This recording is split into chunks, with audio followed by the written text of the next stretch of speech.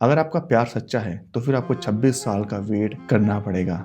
Japan के Satoru तवाका ने ऐसे ही किया था। 26 साल पहले जब वो अपने घर से बाहर निकला था किसी काम से, और जब वो अपने घर पे वापस आता है तो वो देखता है उसकी वाइफ का मर्डर हो चुका है और 2 साल का बच्चा सहमा हुआ अपनी माँ के पास बैठा है। उसके बाद वो पुलिस को बुलाता है, इन्वेस्टिगेशन आगे बढ़ती है और पुलिस को उस घर में खाली ब्लड मिलता है। ब्लड ऐसा जो कि एक फर्श पर फैला हुआ था, और पुलिस बहुत सारी कोशिश करती है क्योंकि उस टाइम इस तरह की टेक्नोलॉजी नहीं थी कि खून के सैंपल से 2 डीएनए अलग किए जाएं। 26 साल पहले ऐसी टेक्नोलॉजी नहीं थी। तो फिर सतोरू तकावा ने ठान लिया था कि वो अपनी वाइफ के मर्डरर को पकड़ के रहेगा। जिस अपार्टमेंट में वो रहता था उसने उसको एक कैप्सूल में बदल दिया। जैसा अपार्टमेंट उसने 26 साल पहले रखा था जब उसकी वाइफ का मर्डर हो गया था, उसने वैसा का वैसा ही अपार्टमेंट रखा। 26 साल तक उसने $145,000 का रेंट पे किया था अपार्टमेंट का, और उसने इस केस को लाइमलाइट में लाने के लिए न्यूज़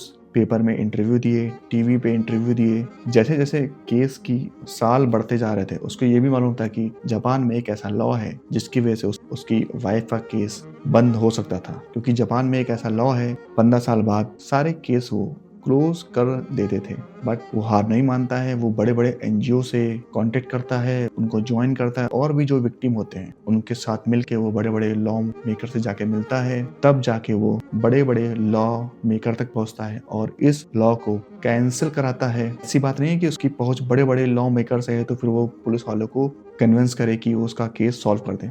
बहुत सारे पुलिस वालों ने उसको इग्नोर किया और उसकी बात नहीं मानी। बट 26 साल बाद एक पुलिस वाला आता है, उसकी बातों को ध्यान से सुनता है और उसकी फाइल को फिर से रीओपन करता है। फिर से पुलिस उस केस का इन्वेस्टिगेशन करती है। वहाँ पे वो पुलिस जाके फिर से ब्लड सैंपल को कलेक्ट करती है, क्योंकि वहाँ पे 2 ब्लड थे, एक उसकी वाइफ का, एक ब्लड मर्डर का। दोनों ब्लड आपस में मिक्स हो गए थे। तो फिर पुलिस वालों ने दोनों सैंपल को फॉरेंसिक के पास भेजा। फॉरेंसिक ने दोनों डीएनए को किया अलग। जो जापान का डीएनए का डाटाबेस है वो काफी स्ट्रांग है। जैसे ही डीएनए मैच होता है सतोरू तकावा चौंक जाता है। तो फिर पता चलता है कि उसी के बगल वाले अपार्टमेंट में ही मर्डरर रहता था। जिस लेडीज ने उसकी वाइफ का मर्डर किया था उसकी हिस्ट्री सुन के आप भी चौंक जाओगे, क्योंकि ये वही लेडी थी जो सतोरू तवाका के साथ हाई स्कूल में पढ़ती थी, और उसने हाई स्कूल में ही सतोरू तवाका को प्रपोज किया था। उस टाइम सतोरू तवाका ने उसका प्रपोजल रिजेक्ट कर दिया था, तो उसी की खुन्नस में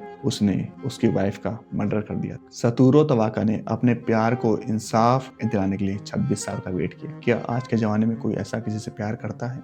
आजकल के प्यार में तो लोग 26 दिन में ही अपना पार्टनर चेंज कर लेते हैं।